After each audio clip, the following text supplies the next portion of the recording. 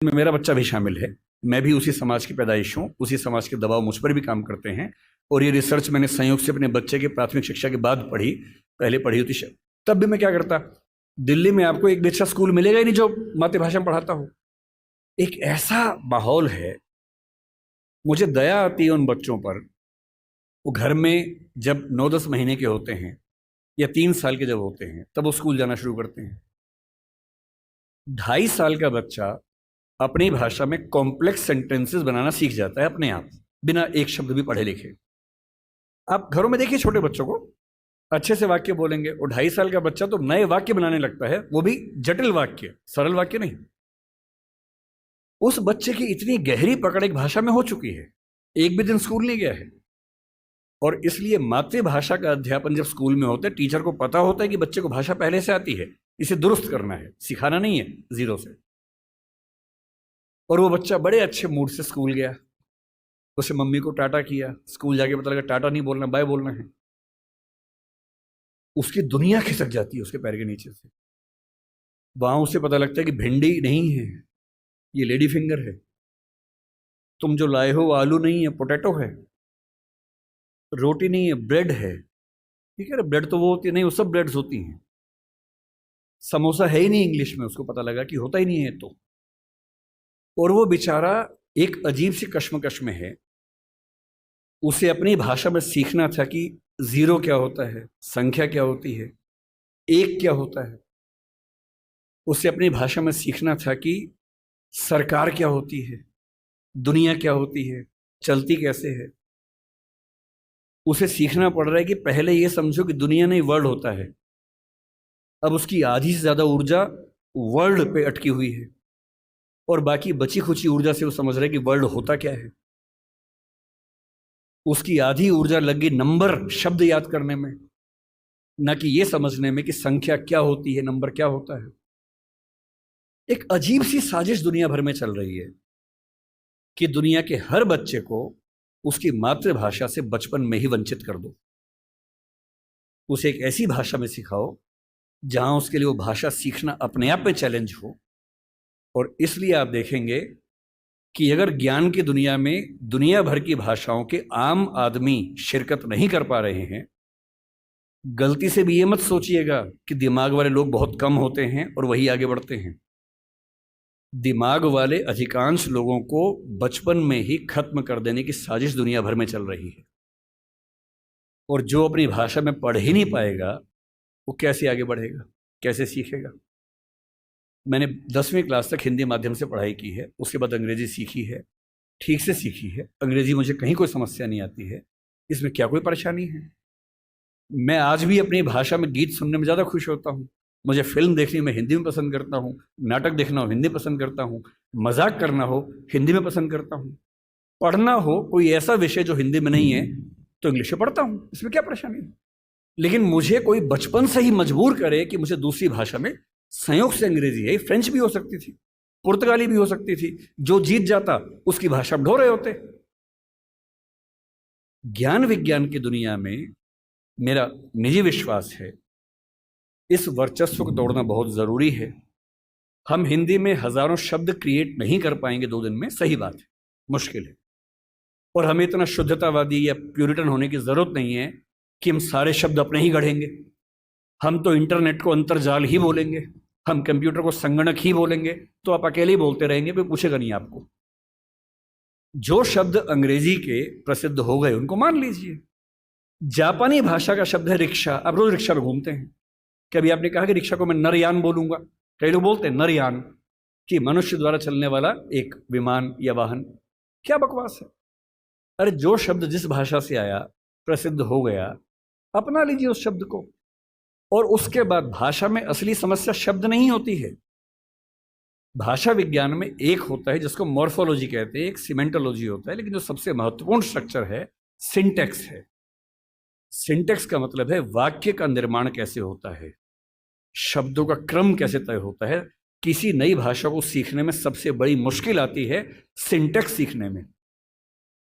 आप हिंदी भाषा के सिंटेक्स में अंग्रेजी के शब्दों को शामिल कर लेंगे, रत्ती भर समस्या नहीं आएगी। और इसलिए जिसको हम कहते हैं कि अंग्रेजी माध्यम है और हिंदी माध्यम है, कहने की बातें हैं। मैं अंग्रेजी माध्यम में बच्चों को खूब पढ़ाता हूँ, 8-8 घंटे दिन में पढ़ाता हूँ, और वहाँ भी देखता हूँ कि जैसे कोई मुश्किल कंसेप्ट आता है, जब तक अंग्रेजी में पढ़ाने के बाद हिंदी में भी ना समझा दूँ, उनके चेहरे पर 12 बजे रहते हैं, क्योंकि वो हिंदी भाषी समाज के बचपन से लगातार हिंदी बोलने समझने वाले और अंग्रेजी माध्यम लेके एक ज्ञान की भाषा के तौर पर अंग्रेजी पढ़ने वाले व्यक्ति हैं। हंसी मजाक हिंदी में हो तो ठाके मार के हंसते हैं, इंग्लिश में हो एक आध हंसता है, बाकी इसलिए हंसते हैं कि हंसने की बात थी तो हम भी हंस लेते हैं। नहीं बात बनती। मन की भाषा, आत्मा की भाषा अलग भाषा होती है, ज्ञान की भाषा अलग भाषा होती है, इसमें कहाँ कोई दिक्कत है। और इसलिए मैं आपसे कहना चाहता हूं कि ज्ञान विज्ञान की भाषा के तौर पर, व्यवसाय की भाषा के तौर पर जबरदस्ती एक वर्चस्व का दौर चल रहा है जो खत्म होना चाहिए। मुझे खुशी है कि हमारी वर्तमान सरकार इस मामले में, मैं किसी राजनीतिक दल से ताल्लुक नहीं रखता हूं, मुझे ना सरकार का समर्थक माना जाए ना विरोधी माना जाए, क्योंकि मैं सच में दूरी बना के रखता हूं, बहुत दूर बना के रखता हूं। मैं मुद्दों पर तारीफ करता हूं, मुद्दों पर आलोचना करता हूं। भाषा के मामले में वर्तमान सरकार बेहतर काम कर रही है, ये सही बात है। कई स्तरों पर हमने देखा है। मेडिकल साइंस मध्य प्रदेश से शुरू हुआ, एक ही साल में MP में, UP में, उत्तराखंड में शुरू भी हो गया। और मैं कई साल से सोचता था कि मेडिकल साइंस में ऐसा क्या है जो हिंदी में नहीं पढ़ सकते। और सोचिए, डॉक्टर बनने के बाद करना क्या आपको डॉक्टर बन के आम आदमी का इलाज करना है। भारत की आम आदमी की हालत क्या है? डॉक्टर के पास जाता है, उसको एक वाक्य समझ में नहीं आता है। डॉक्टर 4 लाइन इंग्लिश के बोलता है, कुछ मुश्किल शब्द बोलता है, तो वो मान लेता है कि ज्ञानी आदमी है, ठीक बोल रहा होगा। उसे अपनी हेल्थ के बारे में एक वाक्य ठीक से समझ में नहीं आता है। किसी विकसित देश में चले जाइए, डॉक्टर की जिम्मेदारी होती है कि जब तक मरीज सारी बातों को ठीक से न समझ ले तब तक इलाज शुरू नहीं कर सकता है। हमारे देश में भाषा का अंतर ऐसा है कि मरीज अपनी बीमारी को ठीक से कभी समझ ही नहीं पाता है। ऑपरेशन तक की सहमति ले लेते हैं अंग्रेजी बोल के, वो समझ नहीं पा रहा होता, हाँ तो हो गया, साइन कर, हाँ साइन कर दिया। उसमें क्या लिखा हुआ है कि तुम्हारा ऑपरेशन करेंगे, तुम मर भी सकते हो, मर गए तो तुम्हारी जिम्मेदारी है। कुछ पता ही नहीं उस बेचारे को। क्यों भारत का हर डॉक्टर, तमिलनाडु का डॉक्टर तमिल में क्यों ना बात करे पेशेंट के साथ, कर्नाटक का डॉक्टर कन्नड़ में बात करे, हिंदी का डॉक्टर हिंदी में बात करे, और अंग्रेजी मातृभाषा वाले जो 2,70,000 लोग हैं उनके लिए कुछ डॉक्टर इंग्लिश वाले रख लीजिए। डॉक्टर की भाषा तो समाज की भाषा होनी चाहिए, यही कानून के साथ है। हमारी जुडिशरी इतना जबरदस्त जुडिशियल फ्रीडम, जुडिशियल इंडिपेंडेंस, संविधान का मूल ढांचा है, सब बातें बढ़िया हैं। पर जिस देश की आबादी में 2,70,000 लोग अंग्रेजी मातृभाषा वाले हों, उस देश का सुप्रीम कोर्ट सारे निर्णय अंग्रेजी में ही देगा, ये कहाँ का लोकतंत्र है?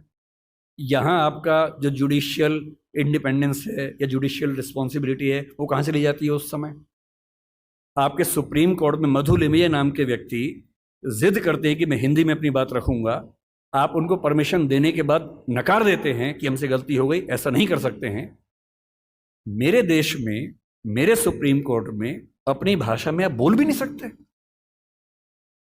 आप 28 राज्यों में से केवल 4 राज्यों में हिंदी में हाई कोर्ट में बात करने की परमिशन देते हैं। पर लोकतंत्र का मतलब क्या होता है? कुछ गिने चुने एलिट्स के हिसाब से जनता अपनी भाषा बदलेगी या जनता की भाषा से प्रशासक भाषा बदलेंगे अपनी? अगर लोकतंत्र है तो लोकतंत्र में जनता की भाषा ही केंद्र में होनी चाहिए, कोई और भाषा केंद्र में कैसे हो सकती है? पर हम लोग इतने आदी हो चुके हैं, हम स्लेव मेंटेलिटी के इतने अभ्यस्त हो चुके हैं कि हम ये प्रश्न कभी नहीं करते। हमारे सुप्रीम कोर्ट के चीफ जस्टिस या कोई जज हिंदी में क्यों नहीं बात कर पाते? और नहीं कर पाते, मैं फिर बार बार कह रहा हूँ, मामला सिर्फ हिंदी का नहीं। मेरी इच्छा है कि सुप्रीम कोर्ट के बहुत सारे जजेस में कुछ को तमिल ठीक से आती हो, कुछ को तेलुगु अच्छे से आती हो, कुछ को मराठी आती हो, कईयों को हिंदी आती हो। और बेंच का फैसला करते हुए ये भी एक पॉइंट ध्यान में रखा जाए कि मामला कहाँ का है और उस मामले में ऐसे जज को प्राथमिकता मिले जो उस भाषा को जानता हो, ताकि केस मेरा है, मुझे हिंदी आती है, मेरा वकील अंग्रेजी में कुछ कुछ बोला, जज ने कुछ कुछ बोला, फैसला हो गया, मुझे पता ही नहीं कि क्या हुआ, और इतने में पुलिस आके मुझे ले गई और मैं परेशान हूं कि हुआ क्या। मेरे मामले के किसी प्रसंग में मेरी भूमिका ही नहीं है, क्योंकि सारी प्रक्रिया 2 ऐसे व्यक्तियों के बीच में चल रही है जिनके पास एक भाषा है जो मेरी भाषा नहीं है, जबकि मामला मेरा है। और कहने को लोकतंत्र है। ये लोकतंत्र नहीं है, ये भाषा के स्तर पर तानाशाही है, बुरी चीज है। और मैं जब भी ये बात कहता हूं, बार बार कहता हूं, ज्ञान की भाषा के तौर पर अंग्रेजी का सम्मान करना जरूरी है, क्योंकि रिसर्च आप उसके बिना नहीं कर पाएंगे। बहुत मामलों में सीखने की जरूरत है, उससे भी, जापानीज से भी, फ्रेंच से भी, सबसे सीखने की जरूरत है। लेकिन आपके देश के सुप्रीम कोर्ट में, हाई कोर्ट में आपकी भाषा बात ना होती हो, ये बुरी बात नहीं है, शर्मिंदगी की बात है। हमें एक समाज के तौर पर शर्म आनी चाहिए, ये उससे कम बात नहीं है। इसलिए जब कोई मुझसे कहते कि राजभाषा के तौर पर आपकी क्या कल्पना है, 14 सितंबर का दिन आज है, हम आज के दिन ये सेमिनार क्यों कर रहे हैं? 14 सितंबर 1949 को शाम को 6 बजे एक फैसला हुआ था। एक अजीब सी अफवाह लोगों ने उड़ा रखी है। कहते हैं कि 14 सितंबर को मतदान हुआ कि भारत की राजभाषा कौन सी होनी चाहिए, हिंदी या अंग्रेजी। वोटिंग हुई, आधे वोट हिंदी के पक्ष में उठे, आधे अंग्रेजी के पक्ष में उठे, एकदम बराबर हो गया। कई लोग संख्या बोलते हैं, 77-77 हो गया। और तब स्पीकर ने, डॉक्टर राजेंद्र प्रसाद ने अपना कास्टिंग वोट दिया, क्योंकि उनके पास अधिकार है कि वोट डाल सकते हैं लास्ट में, अगर बराबर हो जाए तो, हिंदी के पक्ष में दिया, और इससे हिंदी भारत की राजभाषा हो गई। इससे बड़ा कोई झूठ नहीं है। ऐसा कुछ नहीं हुआ था संविधान सभा में, सफेद झूठ है। 12 सितंबर को शाम 4 बजे इस मुद्दे पर बहस शुरू हुई। संविधान सभा की डिबेट्स पढ़ के देखिए, 180 पेज की डिबेट है राजभाषा की, 180 पेज, 1-2 पेज का मामला नहीं है। संविधान सभा के वॉल्यूम 9 में ध्यान से पढ़िए, पेज नंबर लगभग 1130 से 1390 के आसपास का मामला है। 180 पेज की डिबेट है, उसमें खूब मुद्दे हैं, छोटी मोटी वोटिंग हो रही है के मामलों में। संविधान सभा का बेसिक उसूल था कि अंतिम रूप से वोटिंग नहीं करेंगे, सहमति से काम करेंगे। वोटिंग बीच बीच में होती रही। पहला विवाद यह था कि राजभाषा कौन सी हो, हिंदी हो कि अंग्रेजी हो या हिंदुस्तानी हो। अंग्रेजी पर तो बात थी नहीं, हिंदी या हिंदुस्तानी। महात्मा गांधी हिंदुस्तानी कहते थे, पर 1949 में वो थे नहीं। उनका हिंदुस्तानी का मतलब था हिंदी उर्दू का मिक्सचर, जो देवनागरी और फारसी में लिखी जा सके। दूसरा स्कूल ऑफ थॉट हिंदी की बात करता था। अंत में सहमति बनी, हिंदी ही भारत की राजभाषा होगी। राजभाषा यानी सरकारी कामकाज की भाषा। दूसरा सवाल था कि लिपि कौन सी हो, देवनागरी हो, कुछ ने कहा कि देवनागरी और फारसी हो, कि हिंदी को फारसी में भी लिख सके। कुछ ने कहा देवनागरी और रोमन हो, हिंदी को रोमन में, जैसे व्हाट्सएप में लिखते हैं वैसे लिख सके। खूब विवाद हुआ, अंत में हुआ कि देवनागरी ही लिपि होगी। तीसरा विवाद यह हुआ कि जो अंक हैं हिंदी वाले, जो 1 से 0 से 9 तक के अंक हैं, वो हम अंग्रेजी के ढांचे में लिखेंगे या हिंदी के ढांचे में लिखेंगे। इस पर मतभेद था सबसे ज्यादा। इस पर वोटिंग में बराबरी हुई थी। और अंत में वोटिंग से नहीं, संविधान सभा के बाहर की बातचीत में समझौता हुआ। मुंशी साहब थे, के एम मुंशी थे, आयंगर साहब थे, उनकी बातचीत में समझौता हुआ कि ठीक है, अंतर्राष्ट्रीय अंक मान लेंगे। और उसके बाद गहमा गहमी के बाद, 2 घंटे की रिसेस के बाद, 14 सितंबर शाम 6 बजे आखिरी सेशन इस मामले पर हुआ, 2.5 दिन की बहस के बाद। और तब ध्वनि मत से, बिना किसी वोटिंग के प्रस्ताव पारित हुआ कि हिंदी भारत की राजभाषा होगी, देवनागरी उसकी लिपि होगी, और अंकों का अंतर्राष्ट्रीय स्वरूप उसका स्वरूप होगा। इस झूठ को मन से निकाल दीजिए। ये झूठ मैंने भी 1000 बार सुना था अपने अध्ययन के दौरान। हमारे अध्यापकों को भी ऐसा लगता था, मुझे भी ऐसा लगता रहा कई साल तक। संविधान सभा की डिबेट्स पढ़ी तब समझ में आया कि ये भ्रांति है, ऐसा कुछ नहीं हुआ था। पूरी सहमति के साथ भारत की राजभाषा हिंदी बनी थी 14 सितंबर को, और इसलिए आज के दिन को हम लोग हिंदी दिवस मानते हैं। और क्यों ना बनती, आप सोचिए क्यों ना बनती। दुनिया में 2 तरह के देश हैं, एक इंग्लैंड जैसा है, फ्रांस है, स्पेन है, जर्मनी मान सकते हैं, आज के समय के जर्मनी मान सकते हैं, उस समय का तो नहीं, आज के जर्मनी मान लीजिए, आप ग्रीस को मान लीजिए। ये सब देश वो हैं जो एक देश एक भाषा वाले लोग हैं। बांग्लादेश को मान लीजिए, बांग्ला बोलते हैं, एक देश एक भाषा है। पर कुछ देश ऐसे होते हैं जहां एक भाषा नहीं होती है। स्विट्जरलैंड में देखिए, छोटा सा देश है, 3 राजभाषाएं वहां पर हैं। बेल्जियम में देखिए, छोटा सा देश है, पर वहां भाषाएं 1 से ज्यादा चलती हैं। तो उस समय एक डिबेट थी कि भारत का मॉडल कौन सा होगा। क्या हम इंग्लैंड, फ्रांस, जर्मनी के मॉडल पे चलेंगे, या हम स्विट्जरलैंड और बेल्जियम के मॉडल पे चलेंगे? तो क्योंकि भारत में भाषाएं बहुत ज्यादा थी, उस समय हमने 14 भाषाओं को संविधान में स्थान दिया। शुरू में 13 को दिया, बाद में एक और जोड़ दिया। तो अब तो खैर 22 भाषाएं हैं 8वीं अनुसूची में। डिबेट ये थी कि भारत की राजभाषा कौन सी हो। ऐसे मामले में दो ही फैसले हो सकते हैं। एक तो ये हो सकता है कि भाई जितनी महत्वपूर्ण भाषाएं सबको बना दो। अगर सबको बनाएंगे तो हर डॉक्यूमेंट 10 भाषाओं में बनेगा, वो आसान काम नहीं है। दूसरा, लोकतंत्र में क्या तरीका है, जिस भाषा को बोलने वाले समझने वाले सबसे ज्यादा हैं उसको बना दीजिए। यही सहमति बनी। स्वाधीनता संग्राम में हिंदी को राष्ट्रभाषा राजभाषा बनाने की बात किन लोगों ने की, आपने कभी गौर किया है? हिंदी को राष्ट्रभाषा बनाने के सबसे बड़े समर्थक कौन थे? महात्मा गांधी, गुजरात के थे, गुजराती आदमी।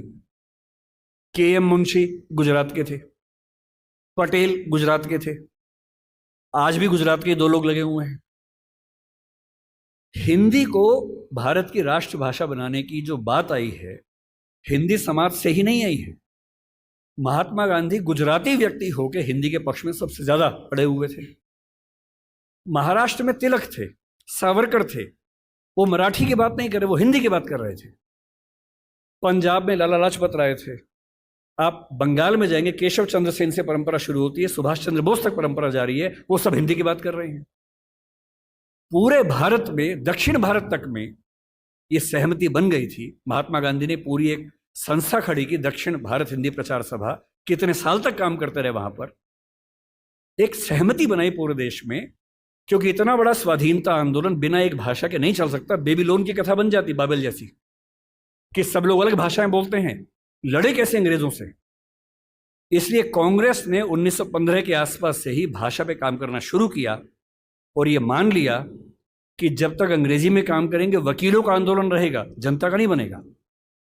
वो वकीलों का आंदोलन जनता का आंदोलन तब बना जब लोक भाषाओं में लड़ा गया, और लोक भाषाओं में सबसे बड़ी भूमिका हिंदी की रही। आज अगर कोई मुझसे पूछे कि भारत में कौन सी राजभाषा या संपर्क भाषा बन सकती है, आप डेटा देखिए, सेंसस को देखिए। हिंदी बोलने वालों की कुल संख्या पहली, दूसरी, तीसरी भाषा के तौर पर भारत में कितनी है इस समय? 69 करोड़ है 2011 के सेंसस में। 57% ऑफ पॉपुलेशन भारत की, first, second, third. First language में 43.6% है, तीनों मिला ले 57%, 69 करोड़ संख्या है। क्यों है? 10 राज्य हिंदी भाषा वाले हैं। फिर वो सारे राज्य जो संस्कृत से ही बने हैं, वो हमारे ननिहाल के हैं। इसलिए आप महाराष्ट्र जाएंगे, क्योंकि मराठी संस्कृत से बनी है, आपको मराठी हिंदी में दिक्कत नहीं आती, क्योंकि दोनों की रूट सेम है। यही गुजराती में है, यही पंजाबी में है, यही सिंधी में है, यही असमिया में है, यही ओडिया में है, यही बांग्ला में है। ये सातों राज्यों की भाषाएं संस्कृत के रूट से बनी हुई है, इसलिए हमारी रूट सेम होने से दिक्कत नहीं आती है। केवल दक्षिण भारत की चार भाषाएं मुख्य रूप से, और उत्तर पूर्व की, असम की आगे की भाषाएं। उत्तर पूर्व में भी आप अरुणाचल प्रदेश जाइए, हिंदी में कहीं कोई दिक्कत नहीं है। अरुणाचल प्रदेश में बड़ा आश्चर्य की बात है कि हिंदी सब बोलते हैं। अंडमान निकोबार जाइए, हिंदी सब बोलते हैं, वहां पर कहीं कोई समस्या नहीं। हैदराबाद में हैदराबादी हिंदी चलती है। मुंबई मराठी क्षेत्र होकर हिंदी का गढ़ बना हुआ है। और जो दक्षिण के 4 राज्य हैं उनमें भी, क्योंकि 10वीं क्लास तक हिंदी आमतौर पर स्कूल में पढ़ाई जाती है, तमिलनाडु में कुछ गांवों को छोड़ देंगे, मैं पूरा भारत ठीक से घूमा हुआ है, और मुझे आज तक हिंदी से काम चलाने में दिक्कत नहीं आई। 69 करोड़ की आबादी, 121 करोड़ में से आज 145 करोड़ हैं। ये संख्या मिनिमम आप मान के चलिए कि 75 करोड़ के आसपास होने वाली, 80 करोड़ होने वाली है। इस 69 करोड़, अगर मैं 2011 की बात मान लूं, तो तुलना में कौन है? नंबर 2 पर कौन आता है? बांग्ला। हिंदी में कितना है? 57% है। बांग्ला में कितना है? 9% है। आप किसे बनाएंगे राजभाषा भारत की? संपर्क भाषा किसे बनाएंगे? 57% के बाद सीधा 9% है। नंबर 3 पे मराठी आती है, अभी आ गई है। पहले नंबर 3 पे तेलुगु थी, अब मराठी आ गई है। कितना है? 8.7% है। नंबर 4 पर तेलुगु है, 8% के आसपास है। यानी एक भाषा बोलने वाले 57% हैं, नंबर 2 वाले 9, 8.7, 8, 6, 4, 3। क्या लोकतांत्रिक तरीके से कोई कंपटीशन बनता है किसी तरह का? और संपर्क भाषा संविधान लिखे या ना लिखे, संविधान में लिखा भी नहीं है। संविधान में कहीं नहीं लिखा कि भारत की संपर्क भाषा कौन सी है, ना लिखा है भारत की राष्ट्रभाषा कौन सी है, केवल लिखे भारत की राजभाषा कौन सी है। 14 सितंबर को हुआ था, उस समय आर्टिकल 301 था, लेकिन जब संविधान फाइनल हुआ तो आर्टिकल 343 से 351 तक का हिस्सा जो अंतिम प्रारूप संविधान का बना उसमें राजभाषा का है। भाग 17 है, जो प्रारूप में भाग 14 था। इसलिए हमें डरने की जरूरत नहीं है। हम स्वाभाविक तौर पर भारत के भाषा के डेमोग्राफी के नक्शे में सबसे बुलंद आवाज हैं, तो हमारी आवाज की पहचान होनी चाहिए। हमें खौफ किस बात का होना चाहिए? क्यों मिरांडा बनने की जरूरत है भाई? अपने धौस में रहिए, आत्मविश्वास से भर के रहिए।